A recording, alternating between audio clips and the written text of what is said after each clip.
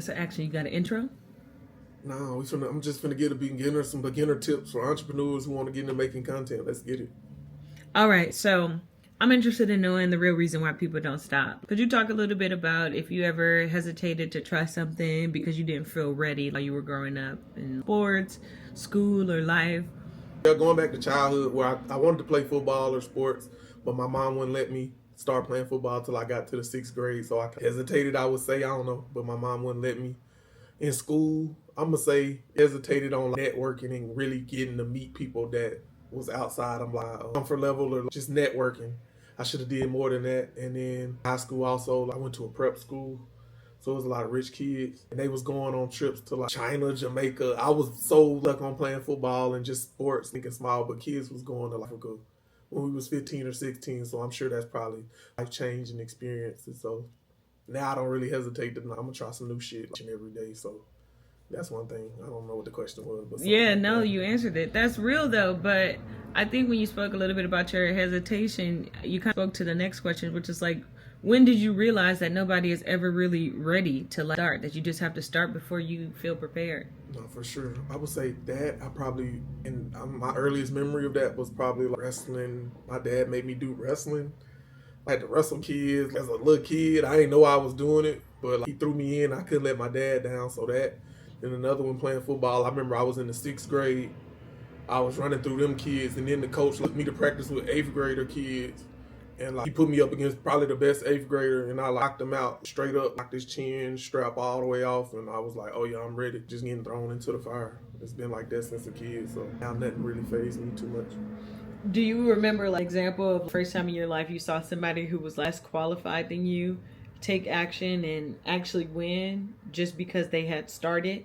I'm gonna probably say like probably sports. Somebody was kid. I knew I was better than the kid, but the coach put him in, and he played well. So you get to see politics, but like I don't know, when it's my turn, I'm gonna get in and do the best I can and take advantage of the opportunity. So you can't really fault anybody, but I've seen that playing sports like a political game at an early age. I've seen people who weren't qualified be put in positions just because who they were, who their parents are, their relationships to the coach. But that's just how life is in general until we find some robots or whatever to really qualify people that's unbiased opinion. So you're gonna deal with that pretty much all your life. That's real. So let's talk a little bit about the football mindset versus the content mindset. So football, you don't necessarily wait until you're perfect to get on the field. You can't, right? You got to learn and adjust in real time. You practice and then adjust. Right. So why do you think so many entrepreneurs struggle to apply that same kind of mindset to content and what they want to do? I think the number one thing, people are overthinking content. I think we consume so much content. We're always on our phones watching celebrities or whoever, NBA, whatever is our algorithm full of people. We're always watching these people who already made it. We're trying to show up as the end product on our content when we just fail to pick up our iPhone or start recording. It doesn't. If you look back at the beginning of a lot of these people, they started with their camera phone in a dusty, raggedy environment, but we're looking at the polished Hollywood actor 20-year version of this person instead of looking back at go look at the 1-year version of them and see if you ever see that. But people don't really go back that far because we want instant gratification. Humble beginnings, a lot of the people we look up to. For sure. What's a lesson from coaches or a game day or practice that directly applies to like business and content creation that you learned in the sports world? Just showing up every day, working out. Like you working out. When I'm working out, I don't know. I'm not seeing my muscles get big the day I lift the weight. But if I keep doing it every day in a month, in 60 days, in 90 days, I might see something. So in content, that first video you post don't go viral, but I bet in 30 days you'll have a different set of results. And then 60 days of posting once a day, you'll have another result. So or you don't know, maybe that second day you post your video goes viral. You don't really know is what I'm trying to tell you. It's no secret formula or magic that I've seen there's a few things you can do, but it's no, other than consistency is nothing. You don't know the day that your stuff is going to catch on, ultimately. That's true. So if you were to break down content creation like you would if this were sports, describe what you would say would be the training camp for somebody just starting or looking to scale. I would say don't expect anything to happen until you make 100 videos. Don't expect anybody to see, don't expect a lot of views until you record, upload, and post 100 videos. that's your sample size. So that's when you get to see, oh, the one where I was talking about tennis shoes did good, but the one I was talking about cars didn't do good. Well, double down and talk more about tennis shoes, or whatever video you see performing well, double down on those videos and make more of those. That's what I can say to that. That's dope. So let's talk about corporate America and the fear of posting. So you spend so many years in corporate America. How did you feel in that environment? Did that environment train people to be afraid of standing out? Or like, what kind of advice do you give to people who are afraid to step on toes or not show their personality? That's a good question, actually. Corporate America is very like army, jail, prison-y, follow the company rules type stuff. So if you're a content creator, you need to, I guess if you care about your job, probably look at the rules and make sure you're in compliance. But in 2025, I feel like everybody's on social media.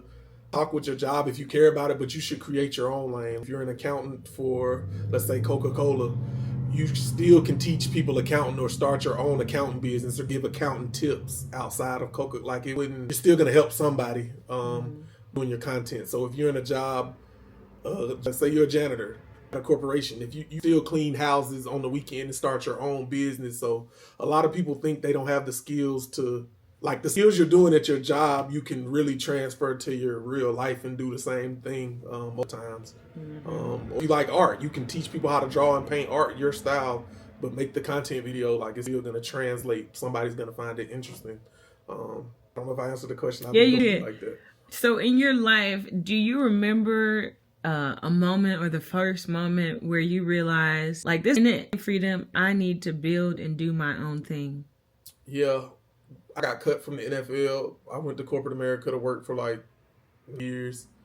Never really. I always wanted to get back to making like funny. Like, who would want to make like you're making $300,000 a year to like you're like you want to do that, but get my thoughts back together. But yeah, I always wanted to break away. I just didn't like know. Like I got to corporate America, I used to be like, all right, when I make $100,000 a year, I made it. I never even got to like in corporate America. Like I had to like I was working hard, doing everything. Like it just wasn't working like how I thought it was because it wasn't really merit based. It was more still political. Like I had to either be sucking up to a boss or doing some stuff. Like I wasn't even about that life anyway. So I just was drifting through corporate America, but I was getting a lot of life experience because I moved like from Houston to Atlanta to Las Vegas. I used my job to move me throughout the country whenever I needed to. So I was getting the life experience, but ultimately I was living in Atlanta when I quit corporate America because I couldn't take like my boss stupid. Like I had $100,000 cash. I was like, it's nothing. There's nothing else for me here to learn. So I just jumped off, started doing my own thing, and that's where I've been at. Yeah, when you first made that jump, did you struggle with worrying about like what they think, your old coworkers, bosses, or peers? No, I was turned up. It was the pandemic too, so I had $100K cash, and then I was doing some stuff. I probably had like 3, 4. Like I was good. They was only making like $50K a year, so I wasn't trying to shit on them. They knew I was the one, like, because I always be at work like talking the same shit I was talking, but it's just like I didn't do it to spite them. I was just like, I get the fuck up out of here. These people is crazy. Like, but maybe I was the crazy one. You never know. Hey, maybe crazy is good. Right. Okay, so when you first started transitioning into public eye, and these are like some kids getting started, most people think they need to be like an post, but you built a whole business off, not just teaching people, but actually documenting it. We first see that documenting your process could be just as powerful as being a guru. Yeah, I did it first. Actually, it was this high school kid who got me to start recording content. I didn't even I just ignore him and be like, I don't know what this social media, like, I don't care. But I was thinking about it, like, I'm on social media every day, one form or another. I'm looking at somebody else's content, but why don't I start producing this content? I like back on the question, but let's keep going. Yeah. But yeah, you give me any, like, I'm sure how to start a trucking company. That's how I was doing it in the moment, running a trucking company. So I had authority in the thing because it's something I'm doing. I'm showing people that I'm everyday living truck company life, trucker life. So you can document it. If you're a dentist, if you're a doctor, if you're a fitness person, if you're in the process of doing it and you're showing people that you're doing it, like they can't call you a fake or a phony if you're really doing it every day and you know what you're talking about. But the people can tell a fake, phony guru when you're not really about that life. Like and really like ask a few questions and find out that you really don't know too much. So I would say if you're doing it every day, just get the camera out and record 10, 15 minutes of your day and just show people what you're doing. Yeah, so you would say it's less about being perfect and that it's also okay to just learn while you're learning in public. Yeah, it's no right time to start like recording videos. Like, it'll be all right. Yeah. Okay, so do you remember who was the first person to reach out to you and say your content really helped me, or when you realized that people were actually looking at your stuff? It was YouTube. I focused on YouTube. And this, I'm gonna tell you another thing before I get into that. Your friends and your family aren't gonna be the one like to support or to business to the next level, whatever you're trying to do in the content. They just gonna probably give you a like because of sympathy, like, oh, they're posting again. But yeah, YouTube, and I'm gonna tell you why I picked YouTube, because it was strangers. Like, it's not like Instagram, you go click on the person because you really know them, but YouTube is like all strangers. You just in the algorithm, and if they like it, they gonna click on it. If not, they gonna tell you it stink or it suck, whatever. So I picked a platform. TikTok is another one but YouTube is the one where I was getting the comments like, hey, really helped me. I don't remember the exact person, but when I started seeing that on YouTube, I'm like, okay, this is real. Strangers can find your stuff by me not advertising, but they just finding it, coming to me because they were searching it and it helped them. So, hey, I'm doing something good. That's how I first saw that. So a big thing that content creators really struggle with when they first start is that, that nobody is watching yet. So what advice would you give to someone who feels like, I have an audience yet? Is this worth it? That's a good question to have, but I tell them you got to build your own audience like brick. Nobody, you might think you're the best, interesting, coolest person in the world, but I promise you, it's so many distractions and so much stuff going on. Like, even if videos are good, people still might not like them. They might see them, but they might not like them just because it's easy to get distracted. But you do have to build your audience, and I teach people, pay, but let's say YouTube or Instagram, whatever platform you like, bans your account.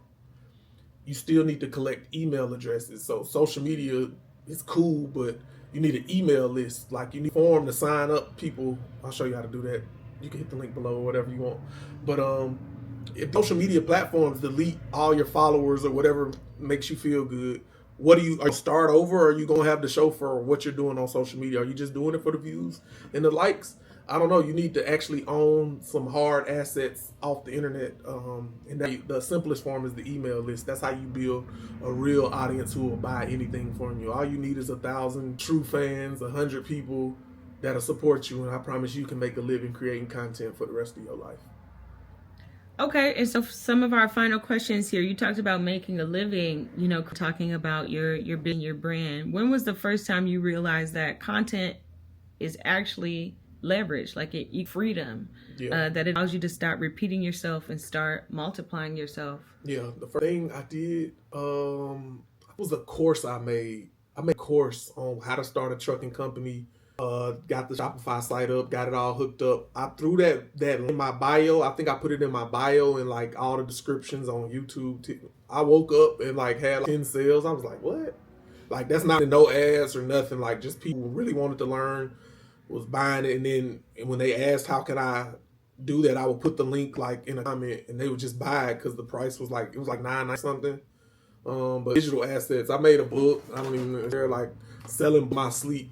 So when I woke up and sold my first $9.99 course, I was like, oh, it's real. I wasn't like, oh, I made $10. I was like, oh, I was in my sleep and I made this video, who knows, a week ago, and it just got me $9.99. So just think about doing that with hats, t-shirts, products. I was selling hoodies.